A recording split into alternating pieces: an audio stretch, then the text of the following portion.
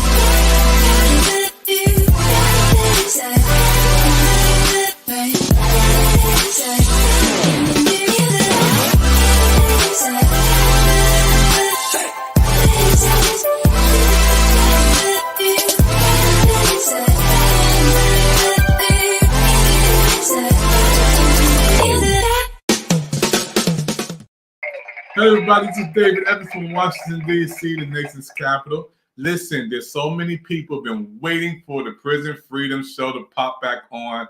Well, the wait is over, and I'm going to bring in Brother O. Brother O, we are here today once again.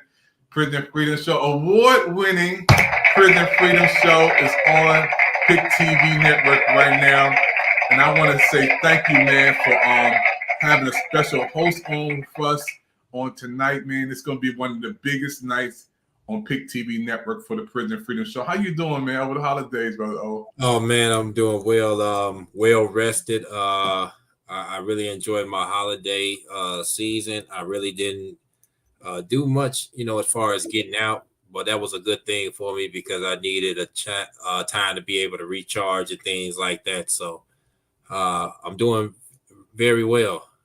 Man, thank you, man. We have a special guest on with us tonight. You got a special guest on Put It Down tonight. You're going to take us all, man, from some level of education. I also got Brother Rodney. We're going to be back in the studio lounge chilling while you do this interview, and then we'll come back in. But right now, let's get down to business. Come on, Brother O, it's all on you. All right.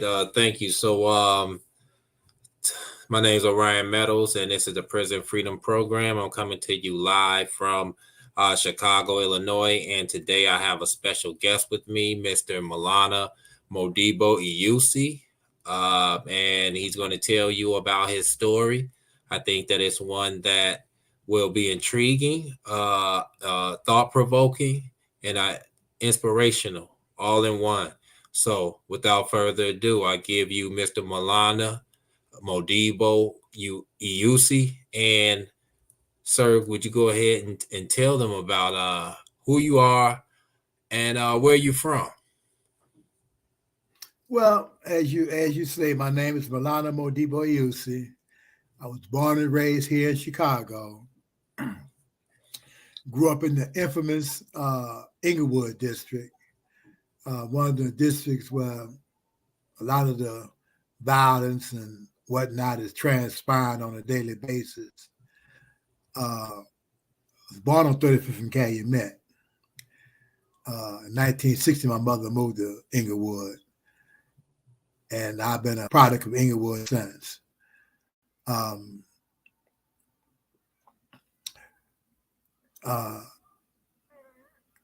Grew up in the ghetto community in Chicago, poor, and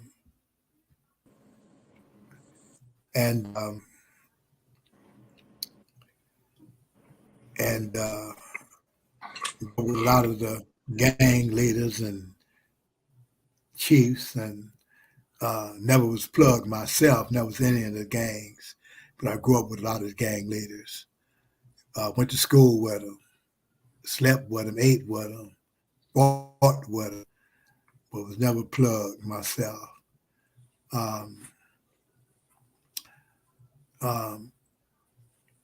My story, I recently came home off the plantation. For those who understand, I talk about the plantation, I'm talking about prison.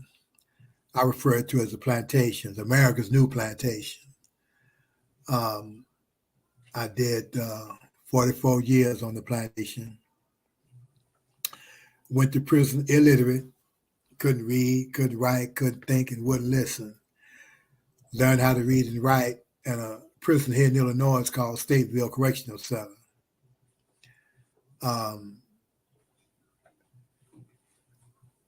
But the truly sad thing about me learning how to read and write, I didn't know that I was illiterate. I know a lot of people might ask and say, well, how can a person not know he was illiterate? Well, I labored under the mistaken notion and belief that because we are born human beings, we automatically know how to read and write. I didn't learn until later that reading and writing was a process. And I went through that process while incarcerated in the Stateville Correctional Center. But when I tell you that I did not know I couldn't read and write, I'm being honest with you, because I thought because I was born a human being, I was able to, that I know how to read and write. So I vividly recall when I was made aware of the fact that I was illiterate. A Muslim brother by the name of Thomas Cooper, his Muslim name was Brother Bay. And he asked me, could I read and write? And I told him, yes, I could read and write. And I was being honest with the brother because I actually thought I could read and write. And so he asked me to read something, and I called myself reading it. He asked me to write something. I called myself writing it. And the brother put to my ear and me the N-word. Told me, he said, nigga, you can't read. And, you know, in my neighborhood, the N-word and you know, fighting. But because I respected the brother, I listened to what he had to say. And so when he told me that I couldn't read and write, and he asked me to read what I call myself writing, and I couldn't even read that. And so him and the other Muslim brother took it personally that I couldn't read and write because I had a reputation for fighting the correctional officers. And so the brother, each one of the brothers put a lesson plan together for me. And each one of them taught me different things. One taught me English, one taught me how to write, one taught me math, one taught me, they taught me some everything. So when I learned how to read several years later, I learned how to read well. The brothers tended 2 books for me to read. One was the autobiography of Malcolm X, and the other book was Education of the Negro by Carter G. Woodson. And so, by me being a fan of Brother Malcolm, I read that book first. And then I read Miseducation of the Negro second. But I kept reading these books over and over, because every time I read them, I got a different understanding, a better understanding than I got the first time. And so,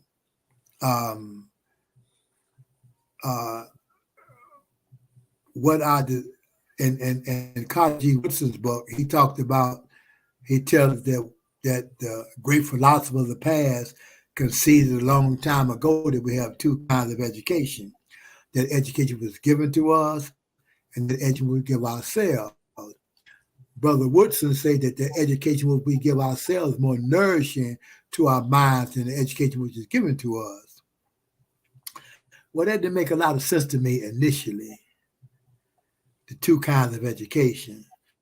But as I continue to read and grow and expand my knowledge and my understanding, then it made a lot of sense to me. But so as I slowly educated myself with the help of these brothers, I read a lot of books. I read what I call Holloway House books, fiction books, Iceberg, Slim Dog, The Death, Mercy, Execution. So these books helped my interest, my attention. They was provocative, And so I learned how to spell, I enhanced my vocabulary. And the brothers taught me that we have 3 types of vocabularies: the reading, writing, and speaking vocabularies. And that made a lot of sense to me years later. Right. So as I began to grow and expand, as I transitioned, as I slowly was calling back from the grave, what happened in 1987, they had a riot in a prison here in Illinois called Pontiac. What year? Wait. What year was that? What year? July the 22nd, 1980. July the 22nd, 1978. They had a riot here in Pontiac, a prison in Pontiac here with 3 guards. 7 guards was hit, 4 lived and 3 died. And so they locked the joint down for several years. And during the lockdown, I was sent out as one of the people to be dealt with. So I stayed locked down from July the 22nd, 1978 to August 8, 1982. On May the 25th, 1982, I was transferred to a prison here in Illinois called the Menard Correctional Center, which is in the southern part of Illinois, close to St. Louis. And so I stayed in Menard from May the 25th, 1982 to August 8, 1980. Stayed in Menard from May the 25th, 1982 until August 8, 1982. On August 8, 1982, they told me to pack my property. I'm being transferred. So I asked them whether I'm being transferred to. They told me they couldn't tell me. So I refused to come out the cell. So they got suited and booted, coming in, drugged me out the cell, took me to an airport in southern Illinois. And because of me acting a fool, fighting the police, kicking and biting and whatever, the 2 pilots told them they couldn't put me on the plane behaving the way I was behaving because the plane was too small and I crashed the plane. So I laid on the tarmac for about 2 hours. And the doctors came from a nod. They pounced on me, pulled my pants down, shot me with something. When I came to 2 days later, I was in federal prison in Leavenworth, Kansas, United States Penitentiary, Leavenworth. And so I did last of my sentence in the Federal Bureau of Prisons. Initially, when they put me transferred me to the Federal Bureau of Prisons, I thought they did me a disservice. But after a while, I realized they had really done me a favor. And the reason I say that, because had I stayed in the Illinois Department of Correction, I'd still be locked up because I had a 60 to 90 year sentence. And so to get me into the Bureau of Prison, they kind of realized I was a gang leader, gang member. I was a gang leader in the Black Gangster Rifles and the L. Rookins, and never been plugged in my life. So anyway, they kept me locked up for about 40, 50 days. Captain Smith, I asked to write the counselor in Menard. He'll tell you I'm not a gang member, not a gang leader. So he did. He wrote him, got a letter back, called me down to his office, showed me the letter he got back, told me to go pack my stuff up and let me on the compound. As soon as I get to the compound, I called my trial attorney and begged him to get me back into the system at IDOC. He told me, he said, look, give it 6 months.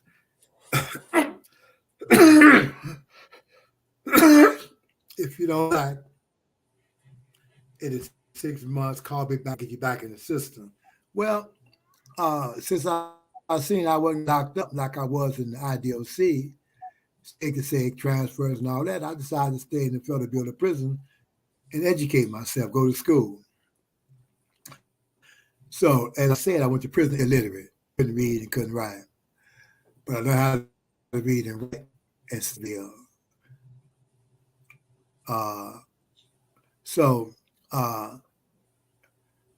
In 1980, December 82, I took a GED test, passed the GED test.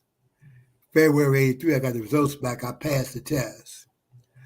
In May of 83, I enrolled in the Kansas City, Kansas Community College program. In July of 1985, I got my first college degree. I got an associate degree in liberal arts. So I continued to go to school. I also enrolled in the vocational training program in cabinet making. So I'm going to college, going to vocational school at the same time. So I ended up earning a second associate's degree, got an AS degree in business management at a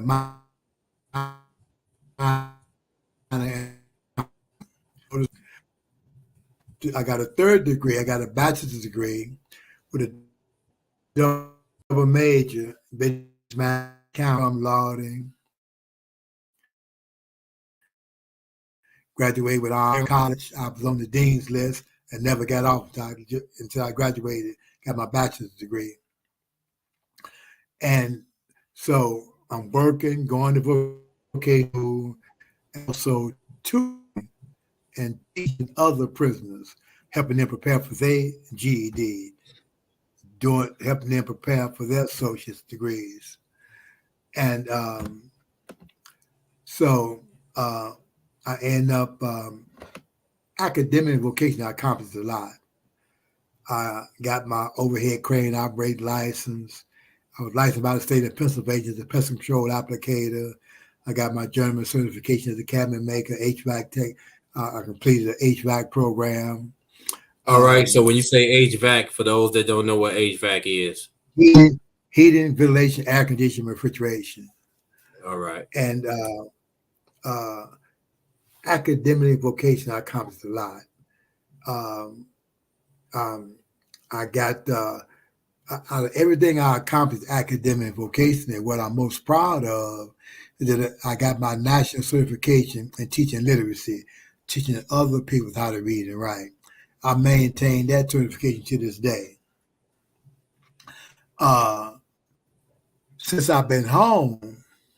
All right, we just we'll get to that. We don't want to fast forward too much. This is the Prison Freedom Program, live from Washington, D.C., from Chicago, live from Washington, D.C. to Chicago. I'm Orion Meadows, and I am with my special guest today, Mr. Lana Modibo Iusi. And we're going to go to a commercial break, and then we're going to come back. So thank you all for joining us, and return back just so that you can continue to hear this very intriguing and inspiring story from my colleague, Mr. Iusi.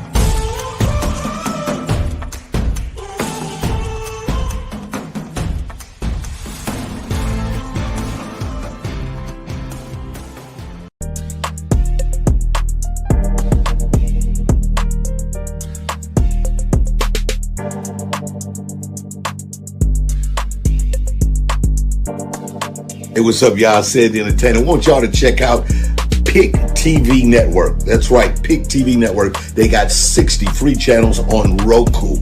This is dope. They also started the brand new Coaching World channel at $9.89. So if you are a content provider, you are a young business with an opportunity to build a platform where you can have your own show, do some programming, check out Pick TV Network on Roku. They got over 60 free channels for you to check out and also grow a business. Go and see them now. See the content. See what they have to do. Learn something. Check them out. All right? Pick TV Network. That's what I'm talking about.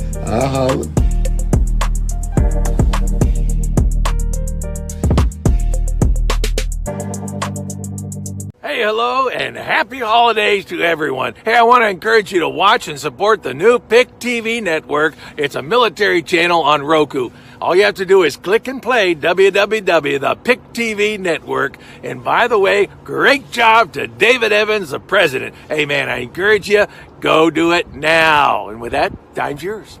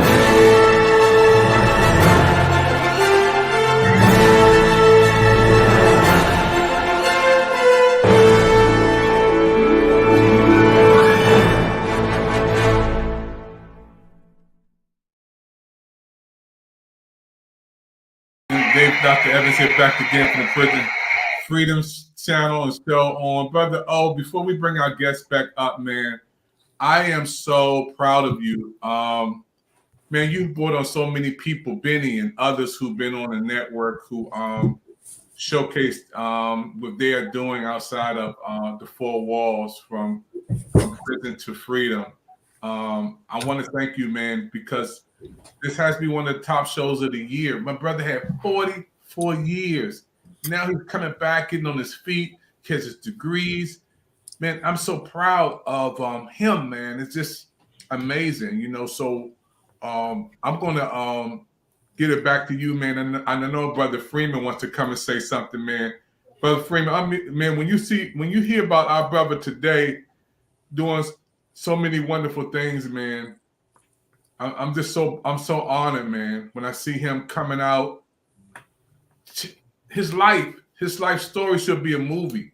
You know what I'm saying? And maybe because you're the DC Motown of the music department, man, maybe you could get him on.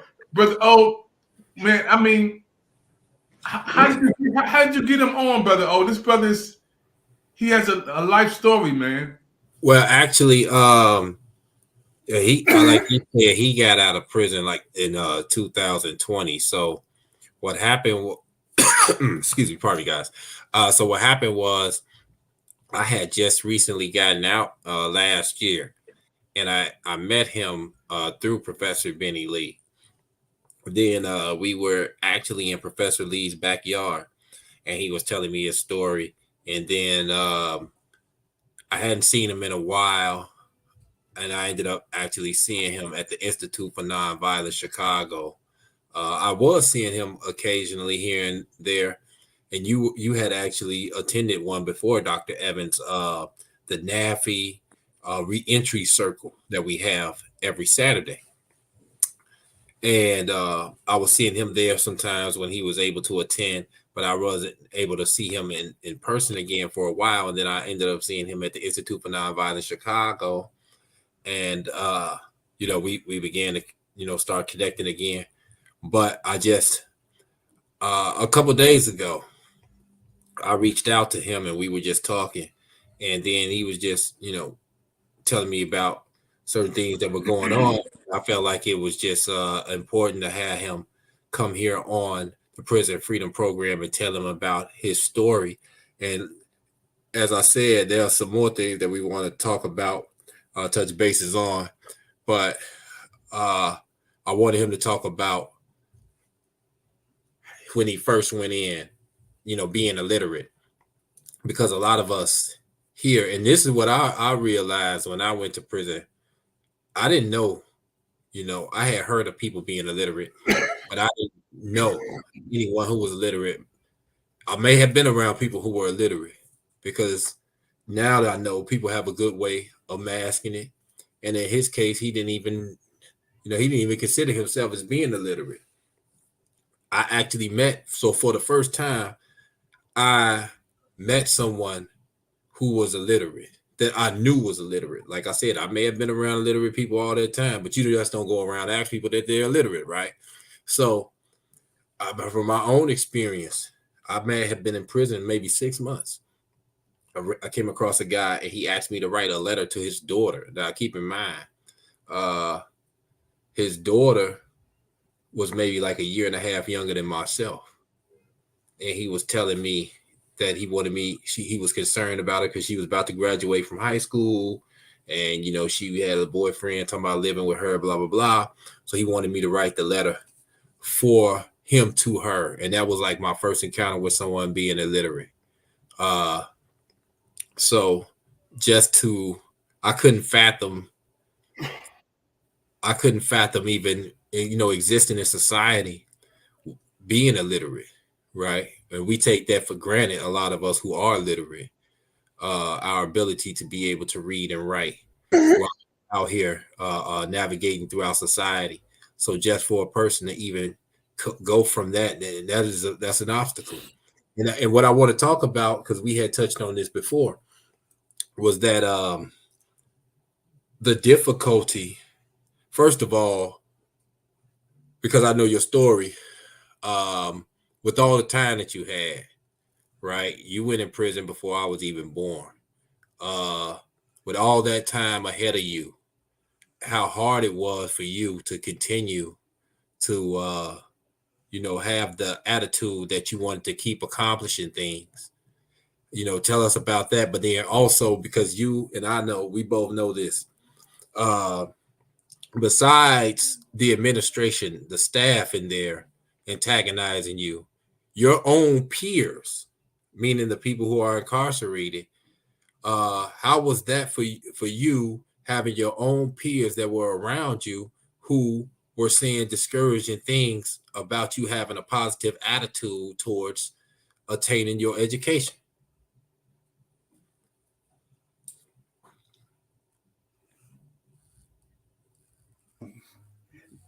I can tell you, it takes years for me to tell you the stories about how I was ridiculed and made mockery of by my peers. In fact, I got more opposition from the side that I was supposed to be on.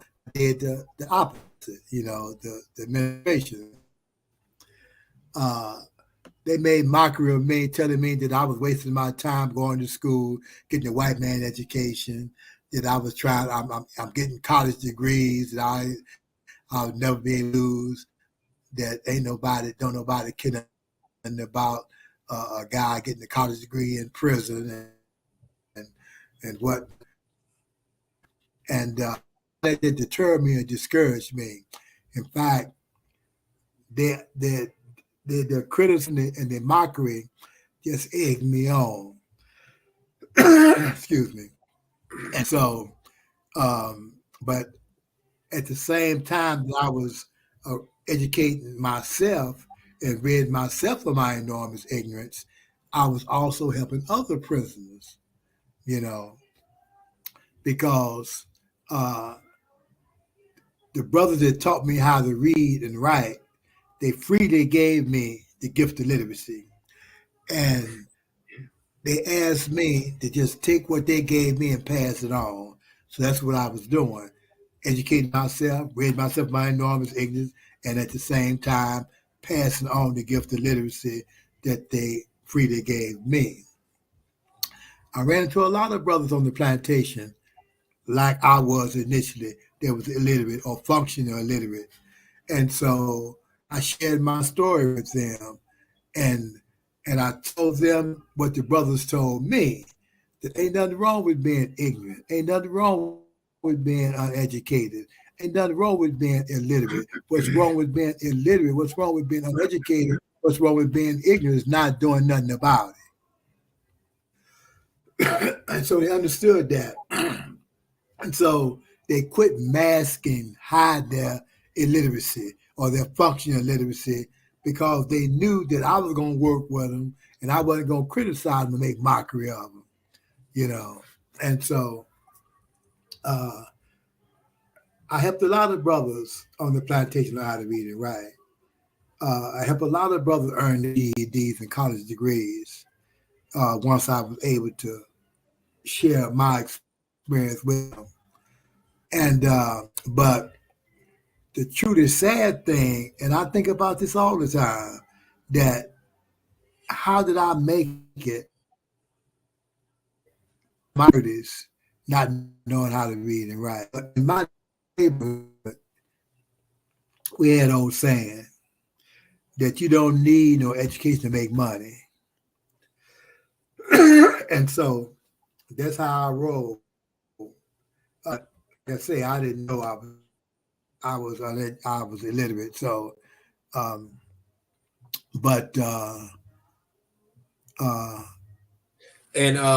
thing was. Now, I was just thinking, as you were just sharing that, they actually there's a publication called True Leap Press, and it's in Chicago, but it's also in Ithaca, Ithaca, New York. And they had something in one of their publications called, they were talking about the Black radical liberationist, basically, right? Or tradition, that's what it's called, the Black radical liberation tradition. And it reminds me of that, what they were talking about, because and it's actually pertinent to even the title of this program, Prison Freedom, because just like during the times when people were on the plantation, you had those who ended up obtaining their freedom, and then they ended up going back or finding ways to be able to try to help others who were enslaved, right? And so in that sense, that's what you were doing, because we know that being when you incarcerated and then you have been indoctrinated into a certain type of way of life, then now you are in bondage. And a lot of our people are in bondage way before they end up even in the Department of Corrections. And so what you do is you help to liberate them. As Malcolm X said, it travel broadens the mind. And so you were able to take them out, allow them to travel beyond the confines of where they were in bondage by educating them. And so you, in this sense, you were kind of like carrying on what they had called in the True Leap Press publication, the Black Radical Liberation tradition. And they had named some of the people you were talking about, George Jackson and so forth. Well, I discovered that, I met a lot of brothers on the plantation that they wanted to learn how to read and write. Like a lot of us gang leaders, shot callers, but they was afraid to let people know that they could read and write.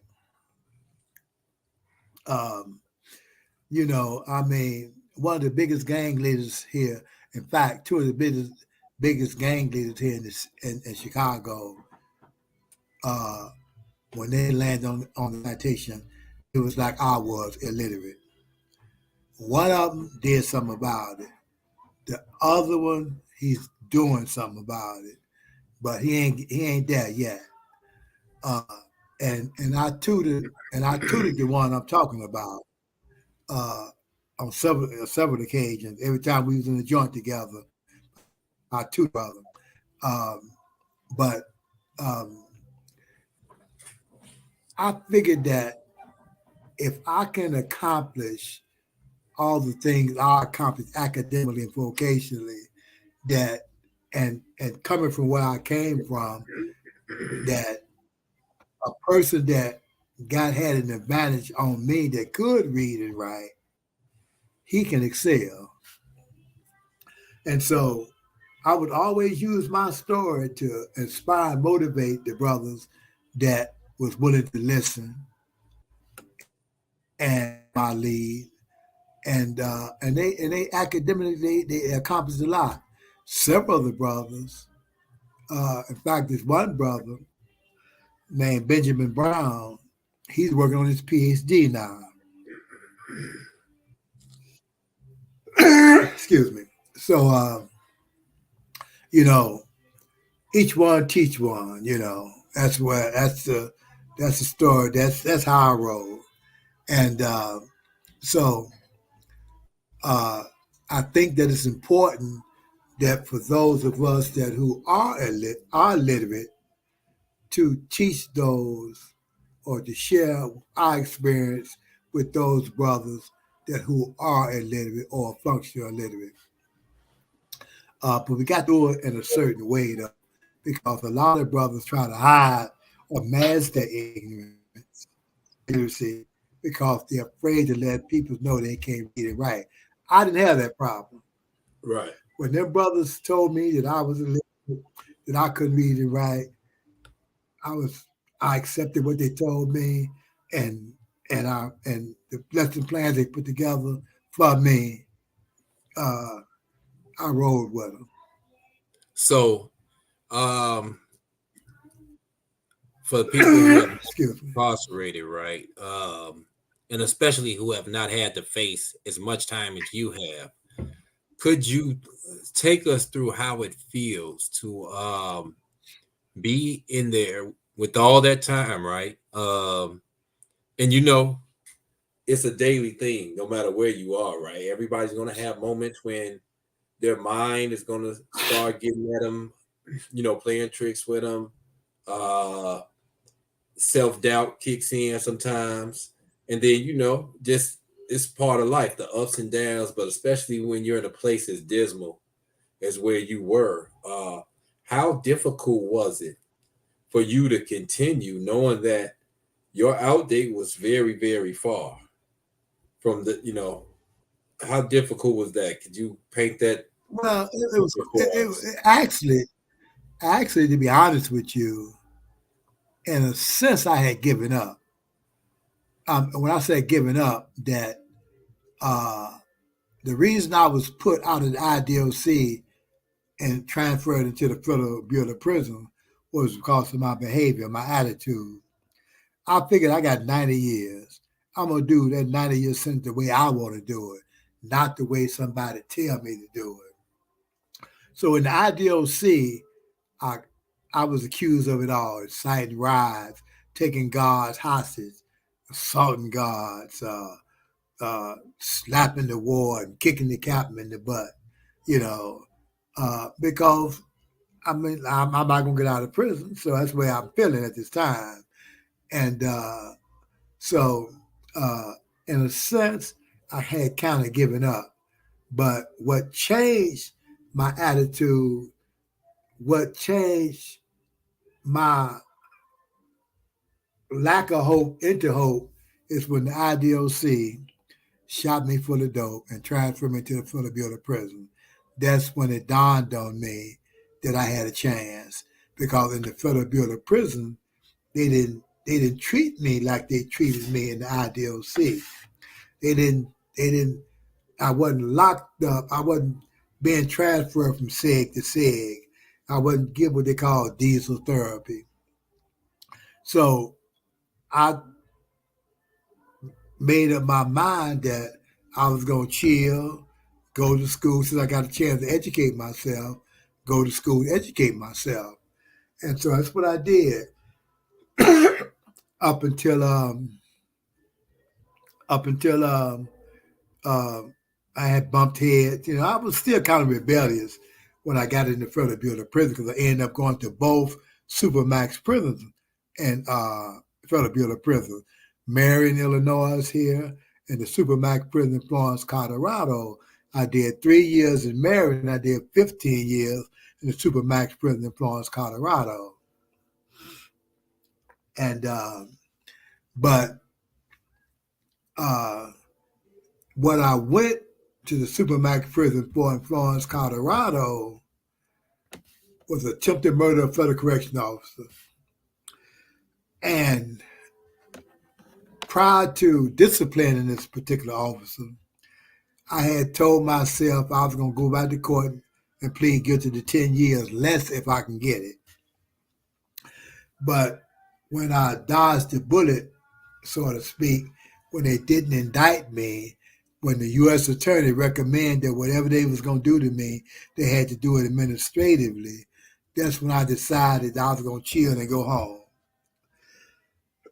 So,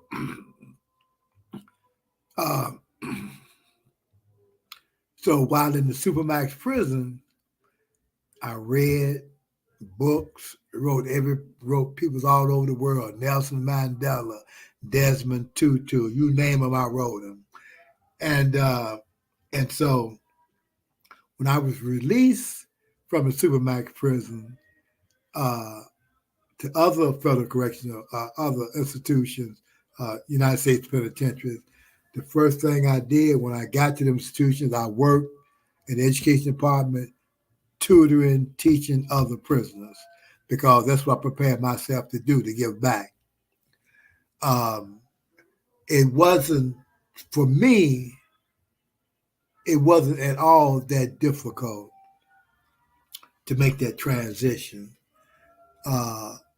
because, I done met some brothers in the IDOC who didn't really help me really get myself together.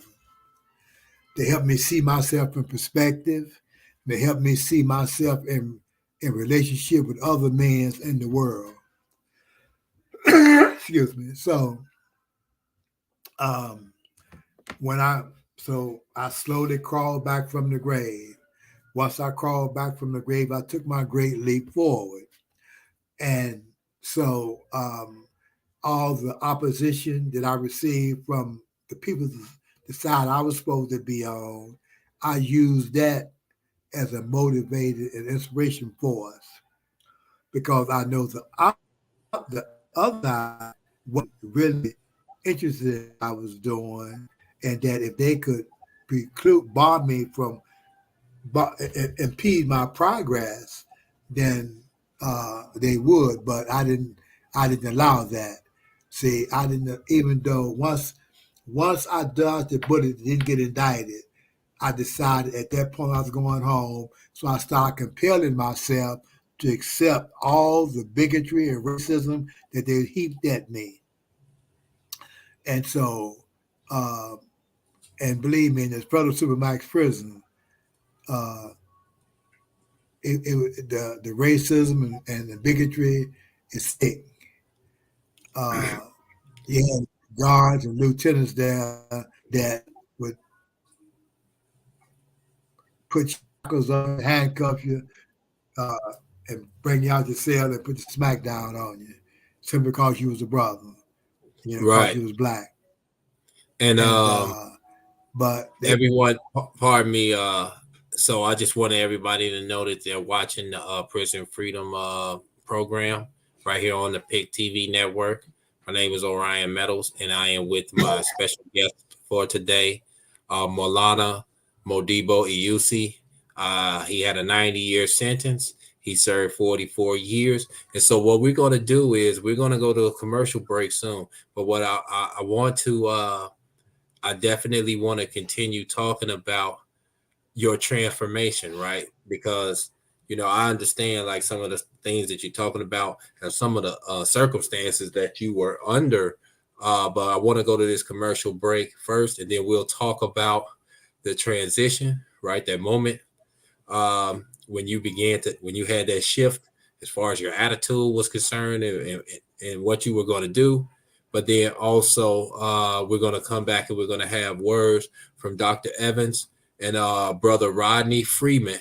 And then we want to bring them up to speed with what you're doing right now. So we're going to go to this commercial break, everybody. Come back. I'm Orion Meadows. This is the Prison Freedom Program right here on the PIC TV network. Yes, you can achieve a college education right here in your own community. Harcum College's ACE program at the Deliverance Evangelistic Church offers associate degree programs that can help you land a good job and improve your quality of life. I like Harcum and Debbie because I can continue my education. The teachers are great. The atmosphere is great. It's all possible through iLead and Harcum. Call now or check out our Facebook page at Harcum College at Deliverance Evangelistic Church. They say your eyes are the windows to the soul. They're also the windows to your health because they let eye doctors see what's going on inside. Think about this. A comprehensive eye exam can be an early detector of serious health problems like high blood pressure, heart disease, stroke, and diabetes. Shouldn't you see your eye doctor yearly? Go to thinkaboutyoureyes.com to learn more and for a list of local eye doctors. It could help save more than your vision.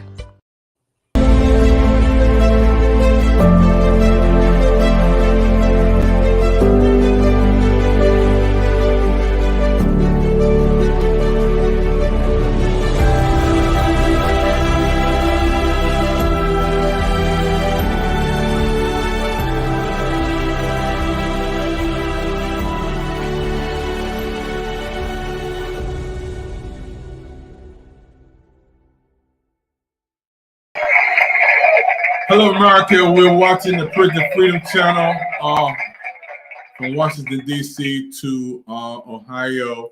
Brother O, again, we have one of the greatest shows on, man.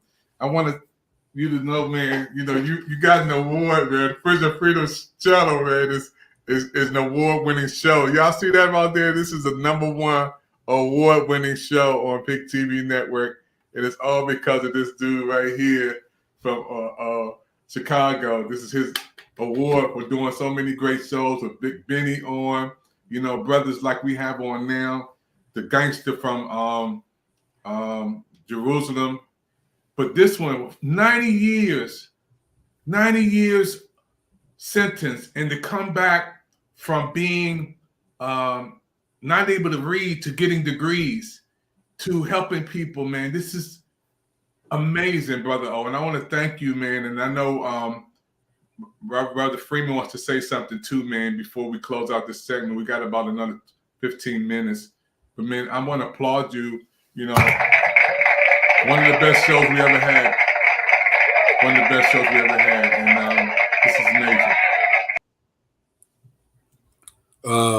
Okay, yeah. So thank you, Dr. Evans. I appreciate the recognition. This is what this is about. Because what we want to do is we want to control the narrative. You know, there are a lot of stigmas and stereotypes and all types of images depicting the prison experience and about people who are formerly incarcerated and those that are still presently incarcerated. And a lot of that is exaggerated. It's greatly embellished. And also what we want to do, though, is we want to inspire people. We want to inspire people who are in prison, you know, to strive towards excellence, regardless, you know, maintain your dignity as a human being, regardless of the circumstances, even though we know that it is very difficult. And that's because that's what they want to do. You know, I tell people this all the time. Prisons, places of bondage are meant to break the human spirit. That's what they are for, whether the person that is in bondage, whether the person actually committed the crime, or whether the person might be a person that's rebelling against an unjust system, such as a Nelson Mandela. When they talk about rehabilitation, right, the concept of rehabilitation is basically breaking you from a certain type of behavior and mindset that they feel is adverse or antagonistic to a particular regime.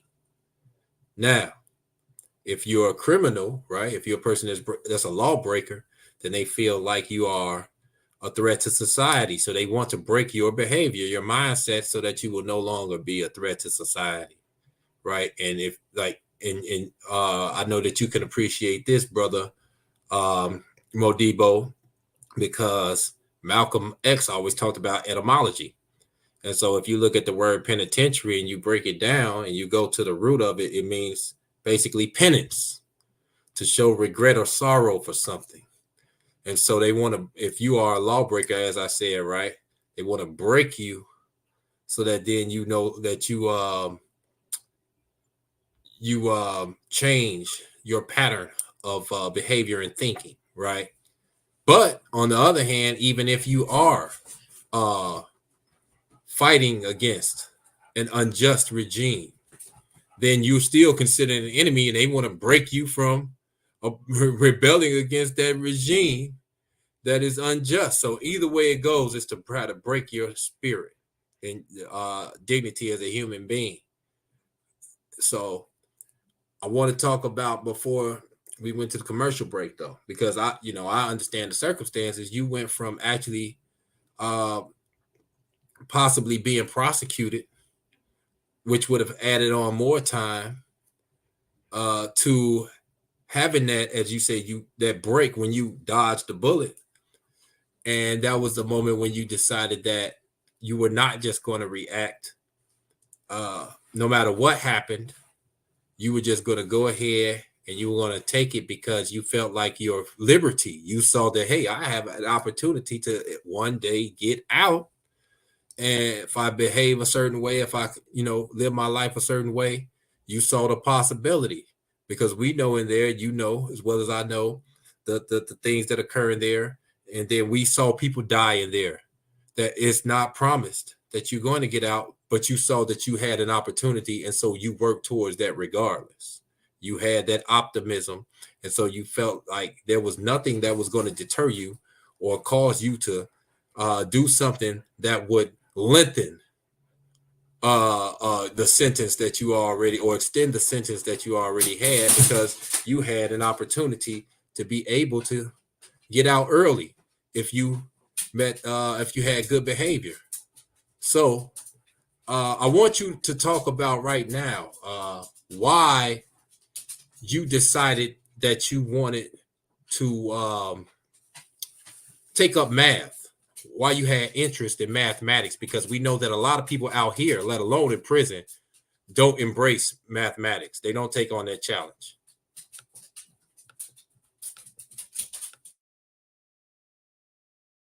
To me to do math, because like I said, when I initially went to college, I had an undeclared major, and my concentration was in psychology and sociology. My econ, macro and microeconomics teacher happened to ask me one day, Simone, what you gonna do with a psych and social degree? And so I thought about it for a week. I said nothing. And I told him nothing. He said, well, why don't you think about changing your major? So I said, well, what do you suggest? He said, no, I'm gonna let you decide that. And so I religiously watched Oprah Winfrey. And Oprah Winfrey talked about how when she first got in the game, she was letting other people sign her checks, and how her accountant was keeping books for her and themselves, and how they was trimming, how they taking it off. She said, so if you start your own, at least learn something about accounting, learn how to read spreadsheets. So it was always my intention that I figured that I'm gonna be a certain age when I come home, and so possibly I can start my own business. And so I wanted to know something about accounting. So like I said, I went to school, got my first degree, undeclared major, so I got the liberal arts. So when I went and got my second degree, I declared a major. The major I declared was accounting and business management. So when I got my second degree, I majored in business management and got a minor in accounting. So when I continued to go to school and I got my BS degree, I got a double major. I got a major, I got business management / accounting. I got double major. So by me doing accounting, it's a ton of math you got to do. And so that's what inspired me and motivated me to do, to help people with math, because all my fellow students I went to school with complained about math. And so when I first got in college, I told the professor, I said, look, man, I don't know about no algebra and geometry. So he asked me 4 questions. He said, can you multiply? I said, yes. He said, can you divide? I said, yes. Can you subtract? I said, yes. Can you add? I said, yes. He told me, well, you can do algebra and geometry then. So he stayed for the first month, about the first 6 weeks. He stayed after school tutoring me and other students in algebra and geometry. I think the second month, I came to tutor. I started tutoring students in algebra and geometry. That's how I caught on to it. And so every night, every day prior to the algebra and geometry class, everybody come to my cage, and we'll sit down and we do home. They do their homework. I did my homework the same night I left school. And so that's how I got into math. I picked it up quick, and I wasn't afraid of it. So once you overcome that fear of something, then you can realize it. You can accomplish it. So I'm never afraid of math. When the professor showed me how to do algebra and geometry, like I say, I took over where he left off. I started tutoring everybody, So, and one of the reasons why I wanted you to come on this program was because we were talking. Now we just had a storm out here in Chicago, Illinois. Oh, yeah. Now, you're 75 years old right now, and you shovel snow for like 8 hours, right? No, 14. Okay, so he shovels snow. Listen, everybody, the man's 75. He shovels snow for 14 hours. The reason why he does that is because right now he doesn't have any full-time employment, and he has several degrees, right? Another thing, too, that I want to commend you for is the fact that he volunteers his services as a math teacher at the church, St. Leonard's Ministries. Well, Now, actually, it's not a church. But right now, since I've been home, St. Leonard's Ministries is a nonprofit organization that has its own, probably the only nonprofit in the state of Illinois, its own high school, where you get a regular high school diploma, not a GED, a regular high school diploma. Take the test, get into high school, 14 weeks. If you final, midterm, final, homework, and you graduate. We just had a big graduation week before last. So I tutor what is called core math for St. Leonard's Ministries, and I do it as a volunteer. Now, I had jobs since I've been home. Right. But my point. So they do background checks on them. Right. That's what I'm saying. That's my point. That's my point. The background checks, and then the fact that a lot of times, people, they don't want to hire people who are, older up in age, right? And so I wanted to talk about the barrier because, as you know, at NAFI, we talk about social disabilities. And so you are actually, even though you are qualified, and then you are being punished, one, because you are formerly incarcerated, and secondly, because of your age, even though you are able to perform a lot of these duties, these responsibilities. And so third because of my color. And third because of color. And so I just wanted to talk about that for a moment, because these are the barriers that you are facing right now. But they're also, as we've talked about this, we have a lot of people who are out there living a particular lifestyle. And these are some of the potential consequences of that, especially right now with the way that they're, giving out time, as they call it in the Illinois prison system. We say they give out football numbers, meaning that, if you watch a football game, those games could end up 35 to 43. So meaning that's a lot of time. And so when they're out there living this lifestyle that right now appears to be attractive, it's appealing, especially because it's on the videos. They're hearing it on the radio station and all of this type of stuff. We see it in social media all the time. What they are doing is, and here's a phrase they used to use, they're throwing rocks at the penitentiary. And when you get in that courtroom, they give you all of that time, then this is what you are possibly facing. And you and I both know that a lot of people don't have the mental fortitude to be able to deal with those conditions in there. We see them self-harm and all sorts of things to themselves, and they don't make it out. But then even if you are fortunate to make it out after all of the things that you have to experience, that you're subjected to, health, right? Some people don't make it for health reasons. If they don't get hurt by the officers there or by another inmate, you just might not make it, right? Because it's not the most healthy place for you to be. And so if you do finally make it past all of those things, where you're able to have your mental faculties intact, you physically, you're all right, right? Here's a situation where this man served 44 years, and now people are looking at him and saying, well, you're a convict and you're too old, right?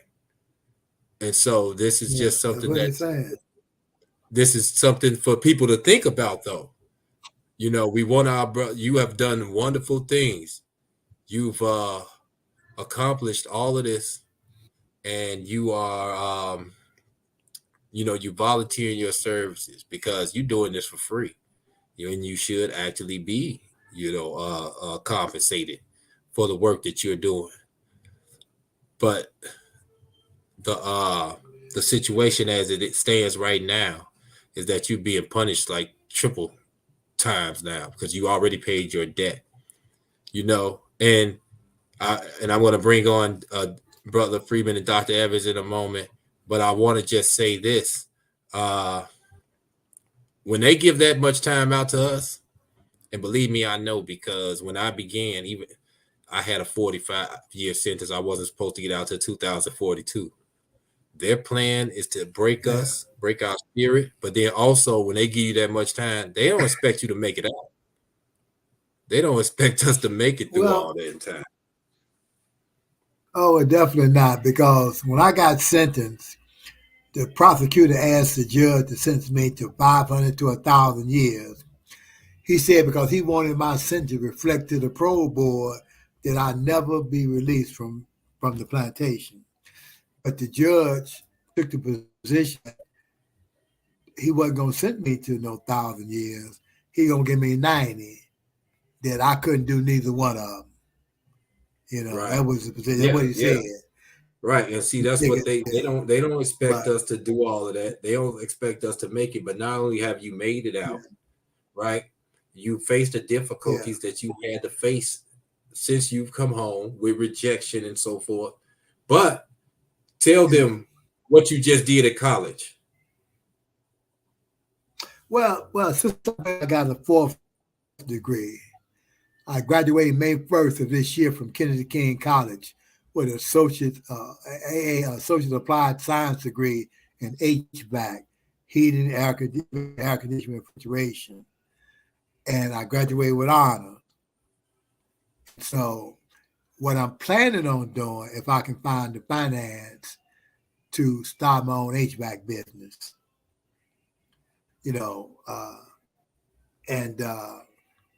I need some tools.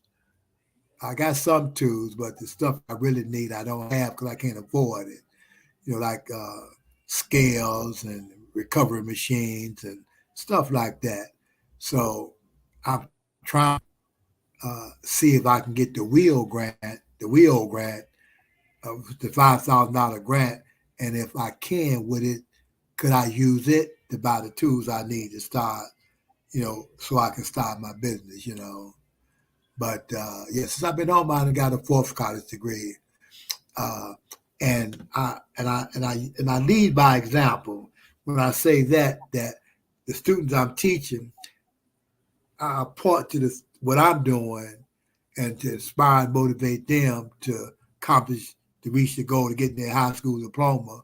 And then I encourage them, instead of going to school, wasting your time, getting an associate degree in counseling or casework, take up a trade.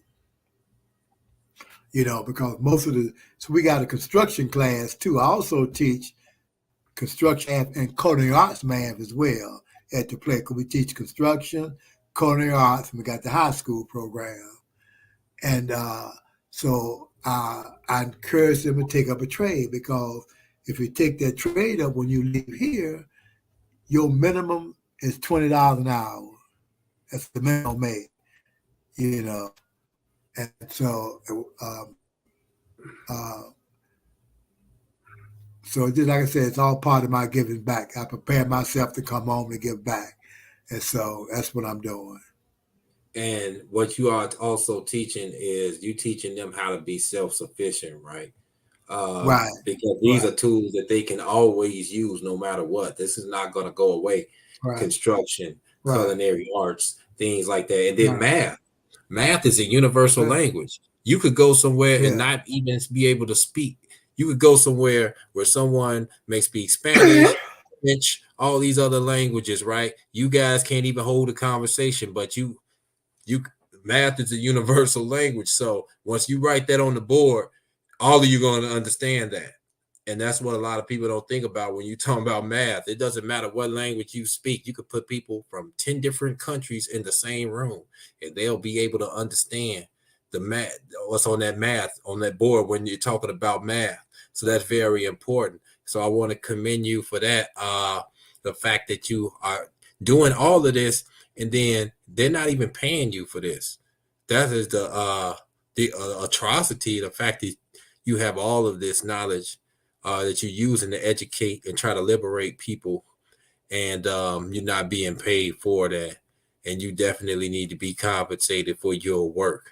So I'm going to bring on, I'm going to allow Dr. Evans and Brother Freeman to speak if you guys have anything that you would like to say about our special guest today.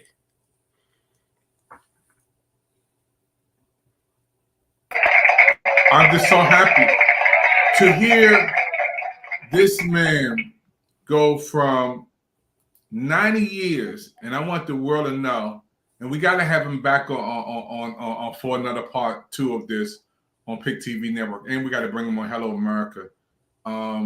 Your story is amazing. To have 90 years, first of all, and to come from 90 years to serve 44 years, had 90 years. That's over a lifetime, folks. He's 75 years old now. He served most of his life in prison, 44 years, and could not read. Let's stop right there. He could not read. Now, this man has 4 degrees.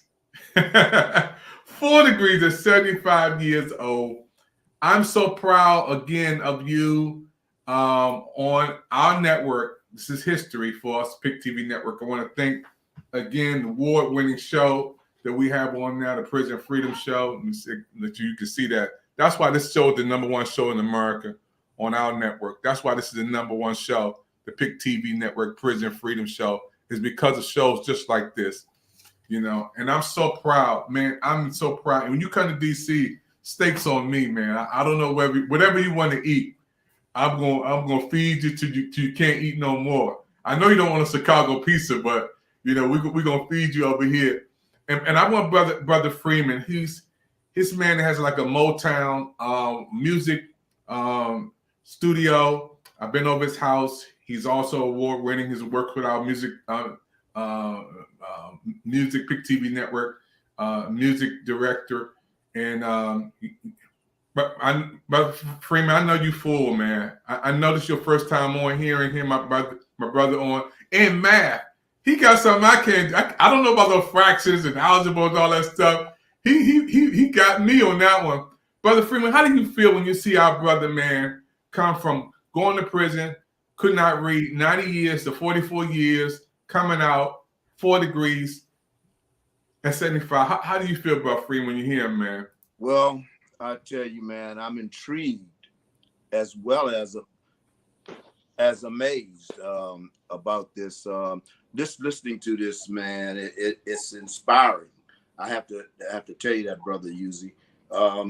It's inspiring because I'm hearing a lot of stuff. You know, when you keep making reference.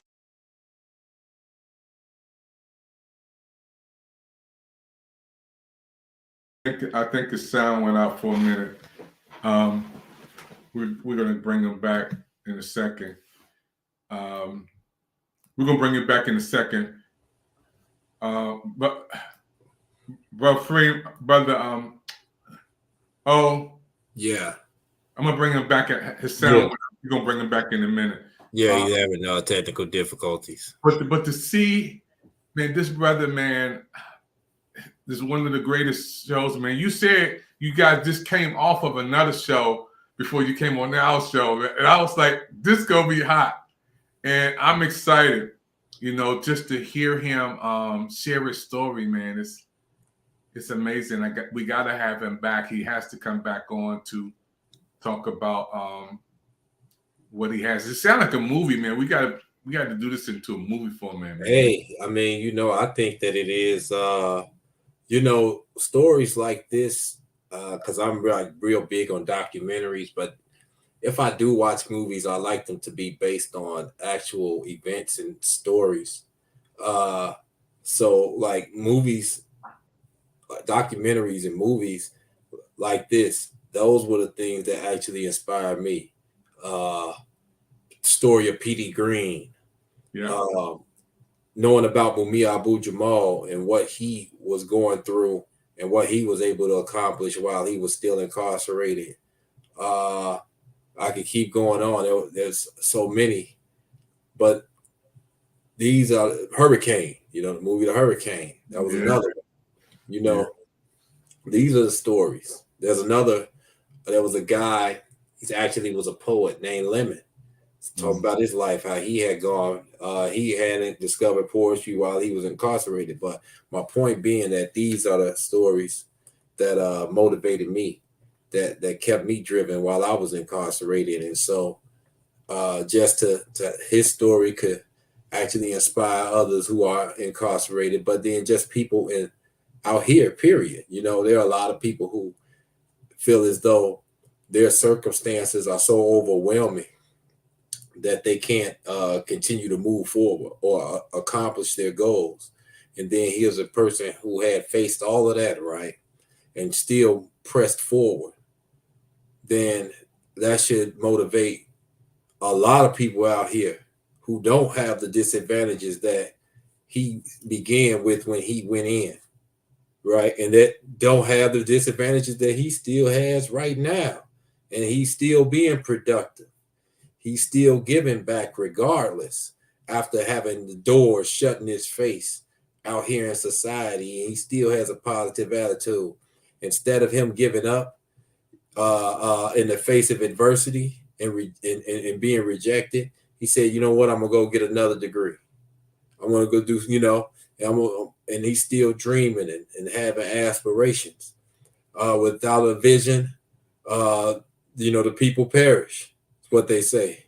So he's continuing to build. He's continuing to use his imagination and to try to think of ways to be able to have an impact. So this is what it's about. And this is what we want the face of re-entry to be about. People that's returning home. We want to show this because what has happened is society has, especially with the media, you know, they take all of the things that are you know, bad or are negative, and then they put it out there. And then especially when we're talking about people who are incarcerated and formerly incarcerated, to try to spread fear, instill fear amongst people about those that have been to prison. So we want to control the narrative, and you know, I don't believe that anything happens by chance. You know, I believe that the universe moves in a certain way. And even before you and I met, Dr. Evans, I had told Professor Lee that one of the things that I eventually would like to do was be able to have more of an impact with social media and with the news and so forth, journalism, and even the entertainment industry, because we began to be able to control and shape the narrative instead of allowing other people to do so. Just to hear you talk, man, and you told me this was going to be a big show.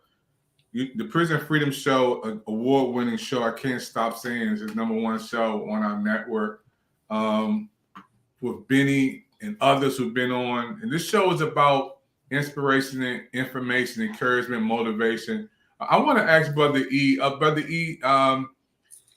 what would the younger version tell the older version today? Because there's some young cats looking at you who gangbanging, who's out there, and mother saying, come listen to this man. They may not ever listen to me.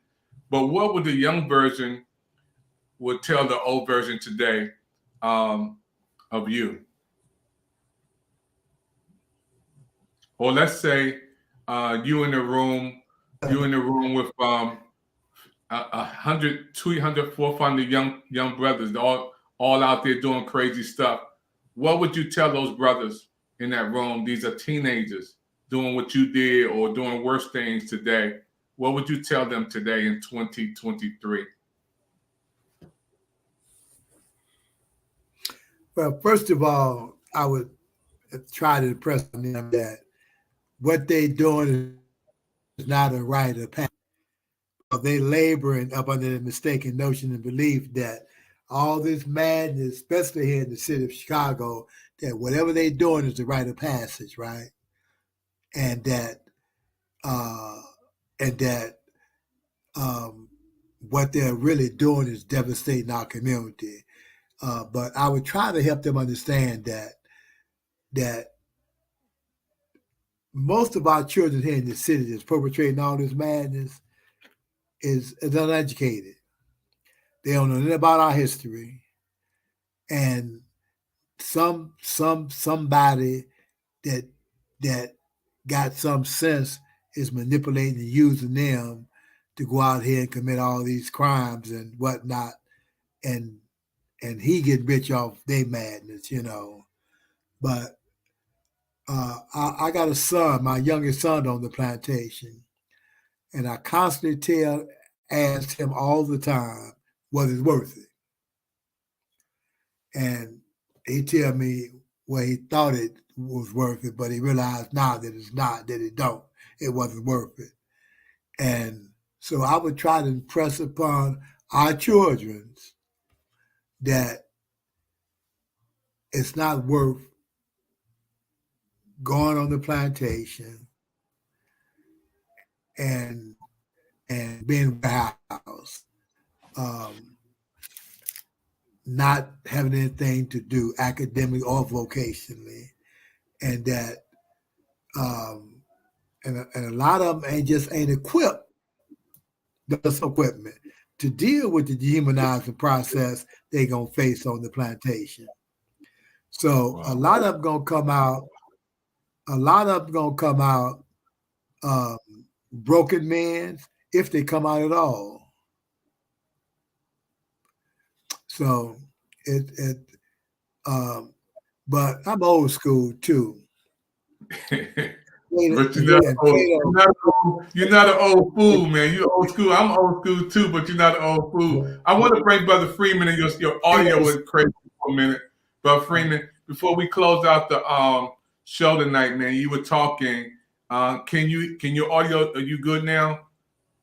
Yeah, I can hear you guys now. Very good, man. I wanted to ask you, what do you feel when you see our brother, man, who could not read, had 90 years, served 44 years, and now 75 years old with 4 degrees in Chicago, man. You can pick up probably middle ways when you were very free. Go ahead, man. Yes, sir. Because I don't know how much you heard, but as I was saying, you know, I just see a blessed brother, a brother that has been on a spiritual journey. I mean, God has his ways of dealing with each and every one of us and bringing us to the place where he wants us to be, so he can really use us as we use him. And, you know, knowing that, I can hear all the things that the brother was talking about, even particular words, as Brother Ed Edwards said something about etymologics. When you talk about plantation, the word plantation, that goes all the way back. And when we use that now in modern history, you know, we make reference to jail or prison. And prison starts in your mind, you know, and that's why this show is so important, because once we free our minds, we're moving towards freedom.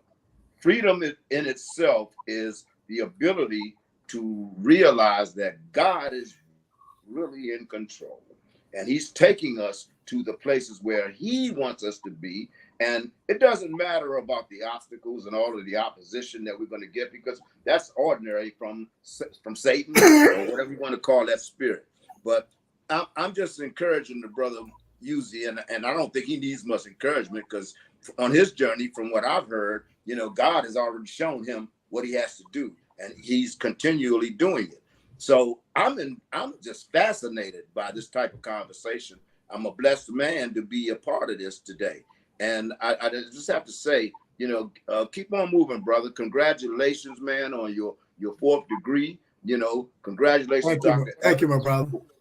For moving this brother forward, and having Brother Edwards, you know, commentating and bringing on these kind of things. And now I'm really, really interested in this particular programming and ministry, because the brother Uzi, you've got a ministry that's ahead of you. We ain't worried about what society calls monetary compensation, because the compensation that you're going to receive is so much more spiritual, and you already have it, because you know within yourself that, you know, God has been moving, man, and he's allowing you to get these degrees and add this stuff up, man. You know, it's exciting, man. I don't know what else to say. Man, I'm excited. You know, I want to help Brother Uzi to get those whatever he needs. You know, that we can help him to achieve whatever he needs to get what he was talking about. We got some connections here in Washington, D.C. We're gonna show this over and over and send this clip to some people too. Before we close out today, Brother O, you did it again, man. I mean, one of the greatest shows we ever had, man. I knew it was going to be good, but I didn't know it was going to be great. This was a great show, man. And I want to thank you. Called me about 3 hours ago, saying I got a show tonight. Yeah.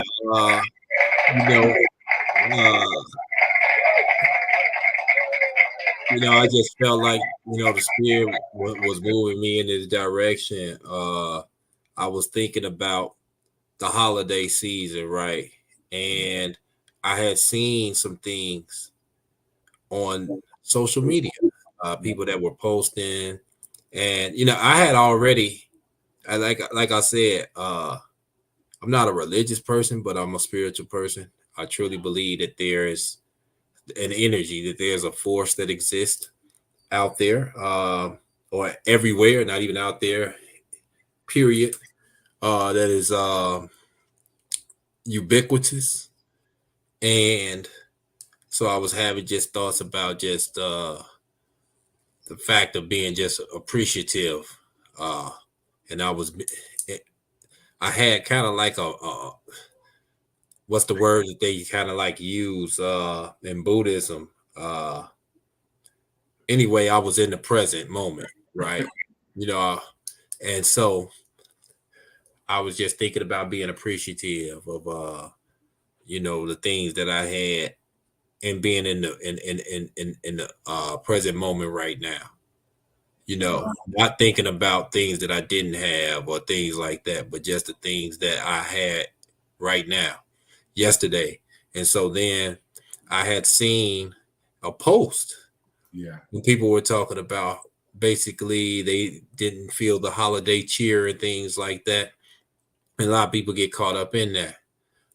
Because of the commercialization of what the holiday is supposed to be about. And they have all this imagery and all this, and it's nice to be happy and be full of cheer, but the true, essence of these type of days, these moments, is to just be appreciative and have gratitude for the things that are, and not looking at the things that are not, and so it's so easy for us to compare ourselves to what other people seem to have, right? Because we'll see people smiling, having a good time and all this type of stuff, the movies and the commercials, and it's nice if you feel that way, but that shouldn't be something that validates your existence in the present, right? But just to appreciate these times that you had, the holiday season should be a time that you are able to just sit back, relax, and enjoy the people and the moments that you do have in your life, not to be sitting here thinking about what you don't have and being depressed because your life is lacking this, or it doesn't measure up to what seems to be the life of someone else, because we see that what is seen on the surface or projected on the surface isn't always what it appears to be anyway. Right? So that's why I wanted to bring this out, bring this brother out right now today, because I felt like it was pertinent to us being in this holiday season, because he is a person that's lost a lot of things. He's experienced a lot of hardships, and yet he moved forward, and then he's still being he's still giving, even in the face of rejection, of people rejecting him and not accepting and embracing him. He still chooses to give. So he is exemplary right now of what we call the holiday spirit right now. 75 years old, doing great things. I'm excited. Pick TV Network, Prison Freedom Show, folks. You're watching it. Special presentation. Scan that QR code. Get your phone. I want to thank Brother Rodney Freeman for coming on. This is my right-hand man when it comes to our music studio. We're going to bring him on the second set. Brother E, you got to come back again, man. You stole the hearts of America tonight, man. You know, you was awesome. Yeah. It's beautiful to hear your story, man. Your story is amazing. And we want to thank you for just coming on tonight. Brother O, I'm just excited, man, for just having him on. Brother Freeman, this is your first time on, man, on Prison Freedom Show with us, man. I know, man, you was lighting up like a Christmas tree, man, when he was talking, bro. Yes, sir. Yes, sir. Yes, sir. I know you're going to tell everybody about it, man. This is what we do, Prison Freedom Show. When I started this show, I asked Brother O to help me to organize this thing. And I didn't know that God would come in and bring, so many, from Benny to the Jerusalem Gangster, to our brother E, who's on tonight. This is something that kids can come around and watch, and they can realize, man, I don't want to do that no more. This is totally different from any other show we have on the network out of our channels. This show is for people to call me when I walk down the street, say, I like that show. People be stopping me at the mall, say, I seen the Prison Freedom Show. I'll be walking around and they say, I seen that show. So people are watching, and there's a lot of people that can identify with this show, man. But we got to do part 2, man. Yes, sir. Yes, sir. Definitely. And I just wanted everyone to know, just be on the lookout for Prison Freedom Program and Hello America. I got a lot of people lined up, and so eventually we're going to try to get them to you, and so that you could be able to just see, to hear a lot of testimonies and see a lot of the work that people are out here doing that's positive. Hey, don't sleep on that point. We got a poet showcase coming up too. All the poets. And you got something off the cuff to give us before we close off right off the cuff, or you all out? You out of gas, huh? Yeah, I got one. I'll say an old one. And it's entitled Blood and Ink. I want the ink that drips from my pen to be like blood, the blood of a martyr. For martyrs spark revolution.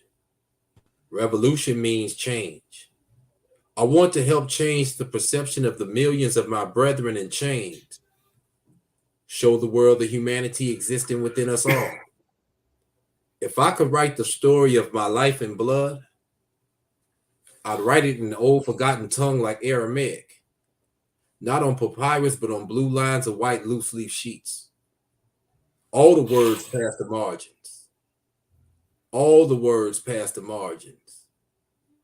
All the words past the margins.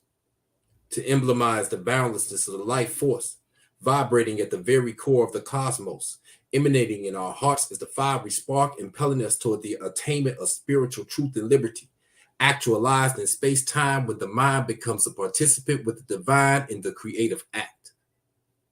For there is life in the word, like there is life in the blood. For the blood speaks volumes. Yes, the blood speaks volumes. Like Abel's, who was wrongfully slain by his brother Cain, that shook the throne in heaven from the ground and cried so aloud in pain. And I want the words that's transcribed from the very ink of my pen to do the same. I want the ink that drips from my pen to be like blood, the blood of a martyr. For martyrs spark revolution. Revolution means change. And Lord knows that change is what these brothers need, locked up behind these walls, shackled up by these chains.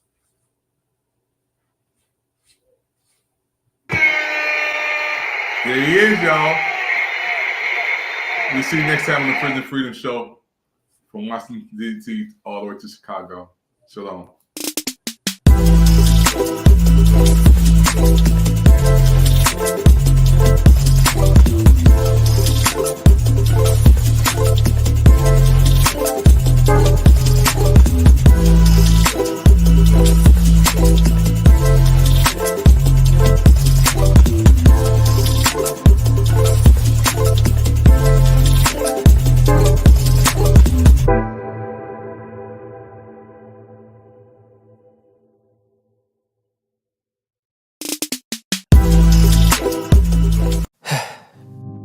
We've all been hurt at some point, even abandoned. Many of us have done the hurting ourselves. We get to the point where we don't trust anyone, nor do we feel worthy of being loved by anyone.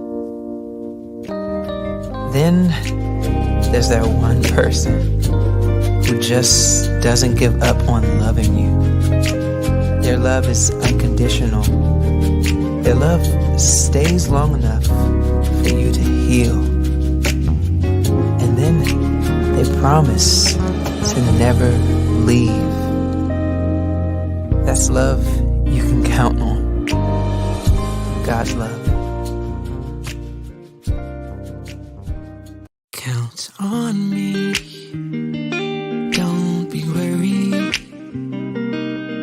Cast all your troubles away. Wherever you're going, just know that I'll be there. Count on me. Put on your smile. No need to frown, 'cause I'm here. Just look to me, and it will be alright.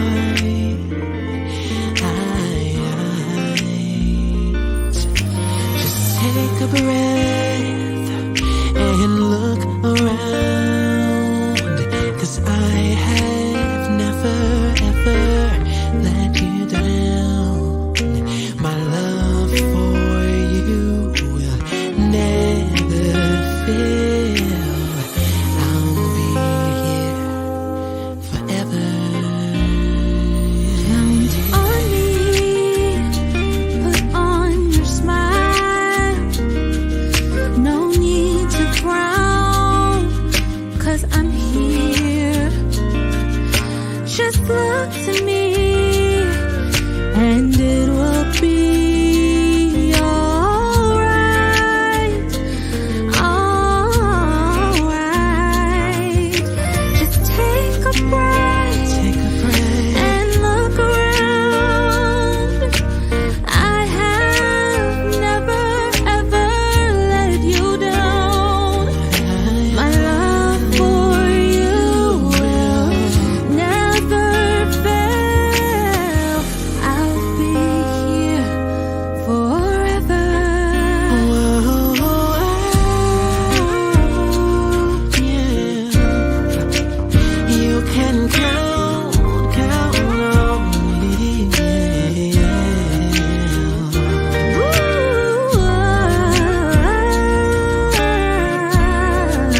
But you can count on me. I know you're worried, you're afraid, but trust me, you can count on me. Said I'll always be there, I'll never leave you. I know the others have failed, but I will be right there for you. Just take a breath and look around. I'll never let you down. Never let you down. And I never will.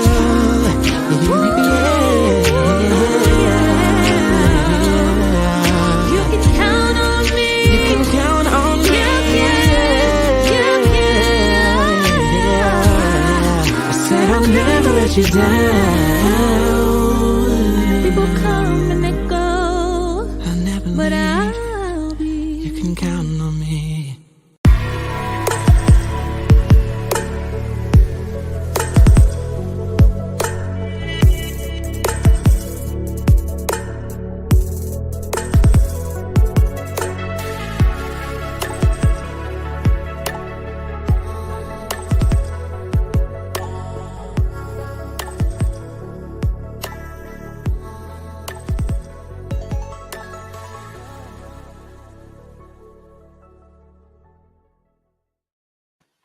Everybody, you made it to another show, the end of another show on the Pick TV network. Listen, Happy New Year.